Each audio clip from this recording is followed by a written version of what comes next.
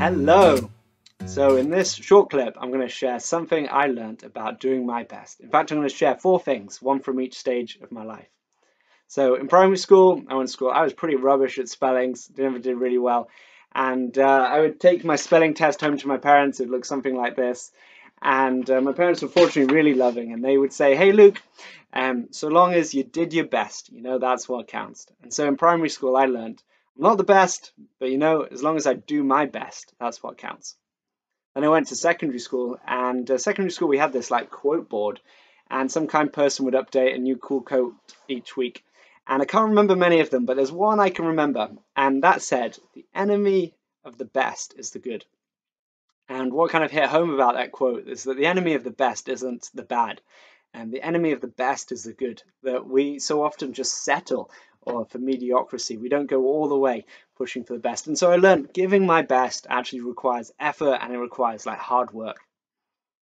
Then I went off to university, and in university I learned that I don't have time or capacity to give my best to everything. In fact, as counterintuitive as this may sound, I actually learned that I could get better grades with less effort. So hear me out. So, for example, if I would go into a project thinking, "Hey, like, how can I make this the best possible project there is out there?"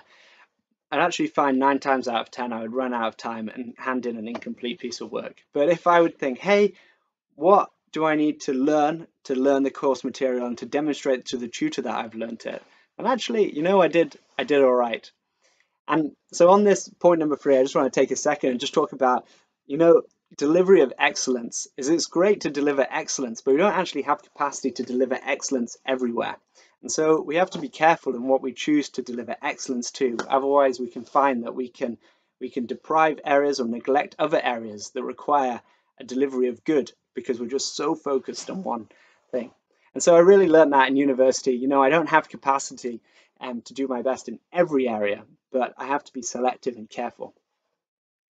And then the last point I learned in the workplace, and that was that I found that I'm like a civil engineer, and so I work on construction sites. And I found no matter how much I planned and prepared and put the documentation in place, the drawings in place, and risk assessments in place, I found that these problems just came out of nowhere, and it used to just frustrate me no end.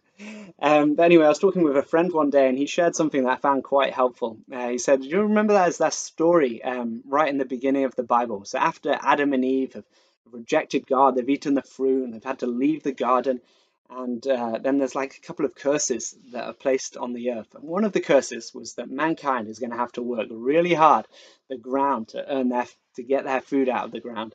And then also, although they're working hard, these like thorns and these thistles kind of grow out of nowhere, even though they're working hard." And he said, "Isn't that so like life? You work so hard, and these problems just come out of nowhere."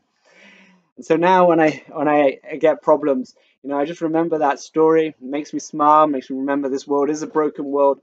And then I use my energy rather than getting frustrated to dive into problem solving. Anyway, so I hope that was of help to you. Here are those 4 points again if you want to take a screenshot there. And yeah, thank you very much for listening.